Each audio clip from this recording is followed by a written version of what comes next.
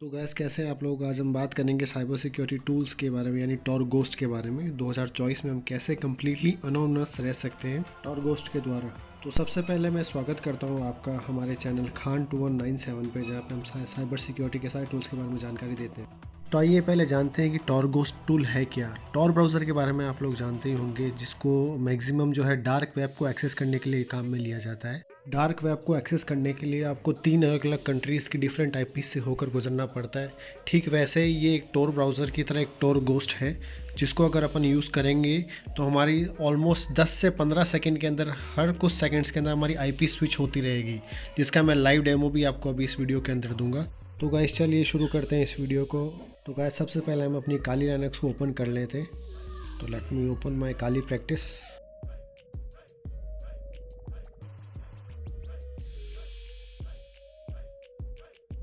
तो मैं अपने क्रेडेंशियल्स डाल देता हूँ काली में। तो अब आप स्क्रीन पे देख सकते हैं मेरा डेस्कटॉप लॉगिन हो गया है। तो सबसे पहले हम अपना टर्मिनल ओपन कर लेते हैं और सुडो परमिशंस दे देते हैं। तो आपने देखा मैंने सुडो परमिशंस दे दिए। अब मैं एक बार पहले apt अपडेट और उसके बाद apt अपग्रेड दोनों कमांड रन कर लेते हैं, ताकि अगर कोई एरर या कुछ हो, अपडेट आई हो तो अपडेट हो जाए हमारी गाली। तो आप स्क्रीन पर देख सकते हैं मैंने अपडेट कर रखा है ऑलरेडी। अब एक बार अपग्रेड चला के देखते हैं। तो आप देख सकते हैं मैंने apt गेट अपग्रेड अप्लाई किया है। मेरी गाली ऑलरेडी अप टू डेट है। तो सबसे पहले हम इस टर्मिनल को मिनिमाइज़ कर देते हैं, ताकि हम टॉर गोस्ट को डाउनलोड कर सकें। तो कहाँ से करना मैं आपको बता देता हूँ। तो सबसे पहले हम अपना ब्राउज़र ओपन कर लेते हैं, यानी फायरफॉक्स। तो आप देख सकते हैं मैंने फायरफॉक्स ओपन कर लिया है। तो हम सर्च ब्राउज़र में जहाँ हम एड्रेस बार है वहाँ हम टाइप करेंगे टॉर गोस्ट और उसके आगे लिखेंगे गिटहब। तो हम एड्रेस बार में चलते हैं और यहाँ हम टाइप करेंगे TORGHOST Tor ghost space GitHub. तो हमें ये लिख के एंटर करना है। जैसे ही हम ये लिख के एंटर करेंगे हमारे सामने काफ़ी सारे गूगल के ऑप्शंस आएंगे। इसमें जो सबसे पहला लिंक है सुष्मित कृष्णन, आप देख पा रहे हैं, हमें उस पर क्लिक करना है। इसके अलावा सेकंड जो थर्ड ऑप्शन है उस पर हमें नहीं ध्यान देना है। हमें फर्स्ट ऑप्शन जो है सुष्मित कृष्णन, हमें उस पर ही जाना है।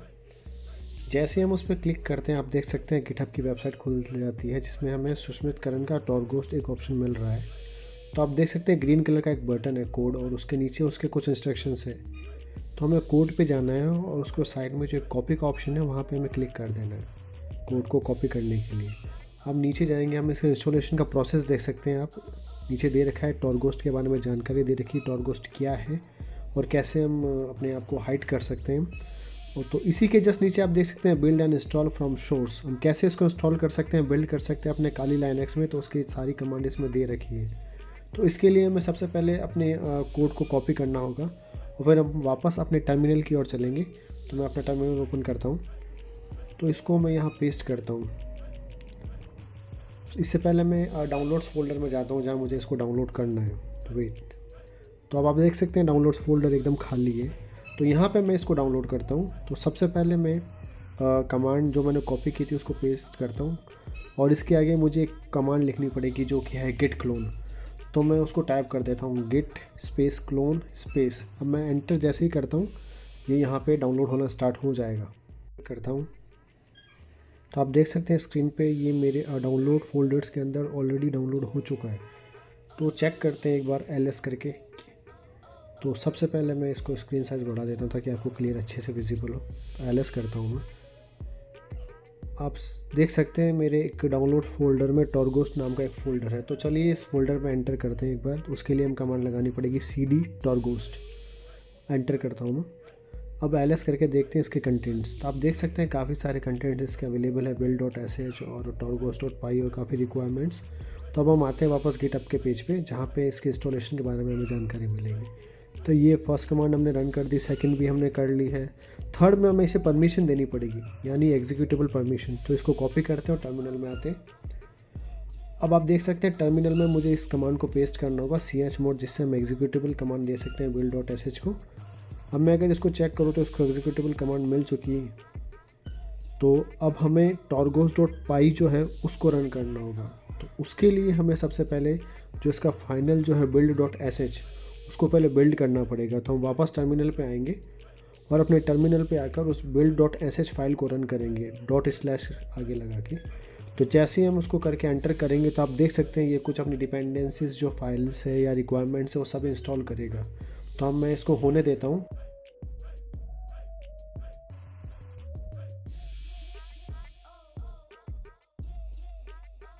तो आप देख सकते हैं ये अपनी डिपेंडेंसीज और सबको इंस्टॉल कर चुका है। लास्ट में जो एरर आया उसे हमें इग्नोर करना होगा, वो पाइथन का एरर है, कोई उससे कुछ फ़र्क नहीं पड़ेगा।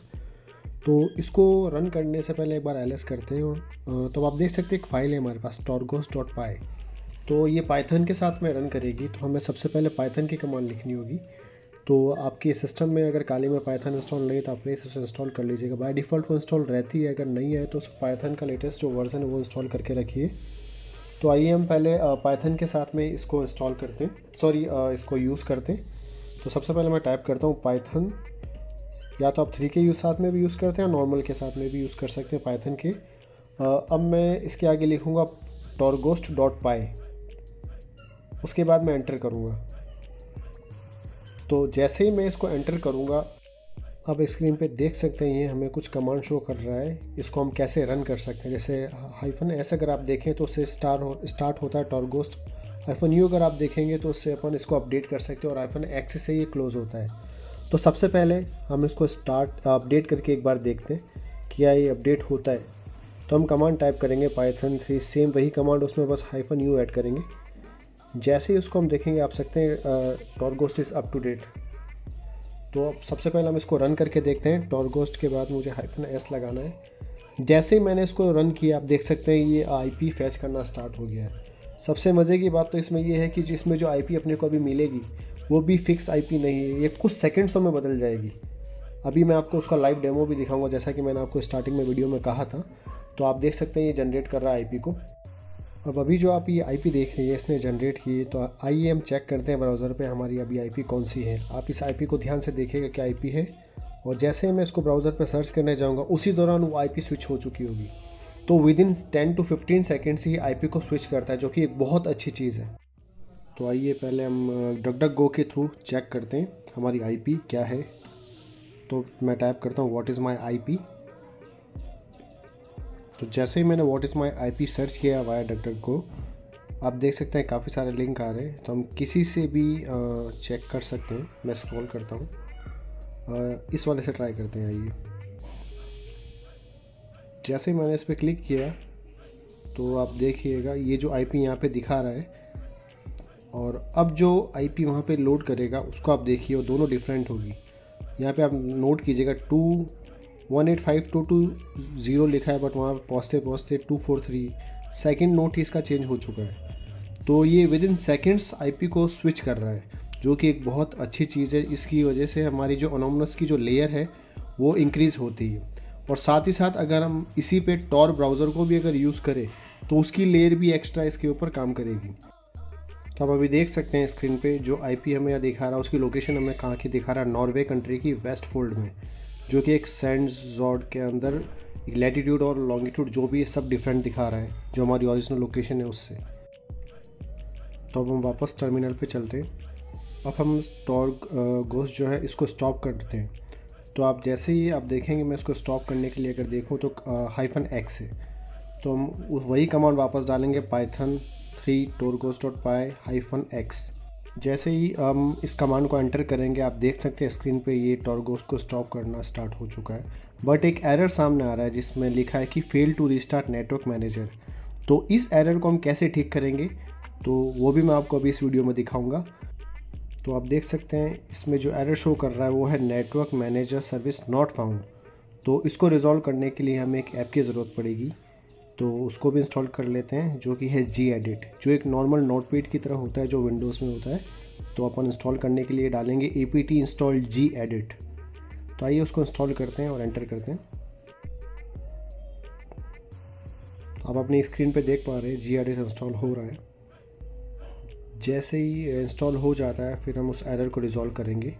तो इसको इंस्टॉल होने देते हैं, ये बस अभी हो जाएगा थोड़ी देर में।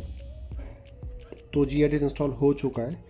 तो सबसे पहले आपको याद होगा हमने एक टॉर्गोस्ट फोल्डर डाउनलोड किया था, तो उसमें एक torgos.py फाइल थी, उसको एडिट करना है। तो उसके लिए हम लिखेंगे सबसे पहले gedit, इस वाली फाइल को हमें एडिट करना है। तो हम लिखेंगे gedit स्पेस torgos.py, उसके बाद हम एंटर करेंगे। जैसे हम एंटर करेंगे बिल्कुल आपके पास एक नोटपैड की फ़ाइल की तरह ये ओपन होगी।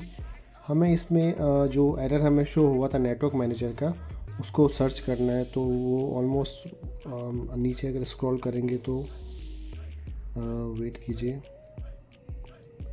हाँ आप देख सकते हैं यहाँ पे 186 पे, हाँ आप देख सकते हैं रीस्टार्टिंग नेटवर्क मैनेजर। यहाँ पे कुछ एरर शो हो रहा था हमारी उस कमांड पे। तो यहाँ पे जो कमांड लिखी है वो एक्चुअली अब वर्क नहीं कर रही, ये पुरानी काली में वर्क करती थी।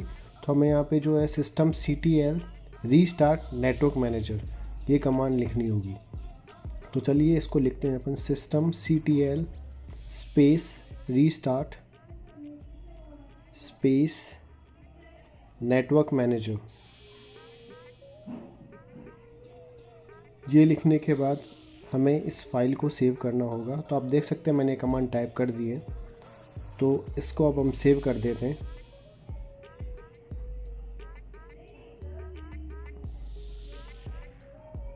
अब मैं इस फाइल को क्लोज़ करता हूँ सेव करने के बाद। आप ये नंबर याद रखिएगा 187 लाइन पे है। तो ठीक है, मैं इसको क्लोज़ करता हूँ और अब हम वापस torghost को रन करेंगे और रन करने के बाद उसको क्लोज़ करके देखेंगे कि क्या हमारा एरर ठीक हुआ या नहीं। तो मैं वापस उसी -s के थ्रू सर्विस स्टार्ट करता हूँ torghost की। आप देख सकते हैं आपकी स्क्रीन पे वापस से वो torghost की सर्विसेज को स्टार्ट कर रहा है। तो हम जो ब्राउज़र में पहले हमने सर्च कर रखा था उसी को वापस ओपन कर लेते हैं। इसको हम रिफ़्रेश कर लेंगे बाद में। तो हम टर्मिनल पे देखते हैं ये कितनी देर में लोड करता है आईपी की। तो आप देख सकते हैं स्क्रीन पे इसने आईपी को लोड कर दिया है। जो करंट आईपी हमें दिखा रहा है ये वाली 45 वाली। तो अब अपन ब्राउज़र पे इसको रिफ़्रेश करते हैं, देखते हैं सेम आईपी आती है या नहीं। अब जैसे ही मैं रिफ़्रेश करता हूँ आप देख सकते हैं कुछ 10 से 12 सेकंड के अंदर ही इसने उस आईपी को चेंज कर दिया है। जो आईपी हमें अलॉट की गई थी वो आईपी भी सिर्फ ब्राउज़र ओपन जो मैंने किया था पेज, उसी को रिफ़्रेश करने का जो टाइम होता है उसी पीरियड में उसने आईपी को स्विच कर दिया। तो ये एक बहुत ही अच्छा तरीका है अपनी रियल आईपी को, ओरिजिनल आईपी को हाइड करने का, टोटली अनोनिमस रहने का। तो आइए चेक करते हैं उस एरर को जिसको हमने अभी रेक्टिफाई किया है, क्या वो एरर क्लोज जब हम torghost बंद करते हैं तो होता है या नहीं। तो -x लगा के मैं एंटर करता हूँ। तो आप देख सकते हैं वो जो एक एरर आ रहा था रीस्टार्टिंग नेटवर्क मैनेजर का, वो हट चुका है। अब वहाँ पे भी डन आ रहा है, यानी अब हमारा जो torghost है कम्प्लीटली अच्छे से काम कर रहा है। अब आप स्क्रीन पे देख सकते हैं इसने हमारी जो ओरिजिनल आईपी है, जो रियल आईपी है, उसने शो कर दी है। इसी तरीके से हम torghost को अपने काली लिनक्स में इंस्टॉल कर सकते हैं। अगर आपको किसी को भी किसी भी तरह की कोई दिक्कत आए torghost को इंस्टॉल करने में तो मुझे कमेंट में ज़रूर बताएं, मैं आपकी पूरी तरीके से मदद करने की कोशिश करूँगा। Thank you so much. और इसी तरह की और वीडियोस और कुछ अच्छे टूल्स की जानकारी अगर आपको चाहिए तो हम मेरी चैनल्स के यानी खान 2197 को ज़रूर सब्सक्राइब कीजिए और शेयर कीजिए। Thank you so much.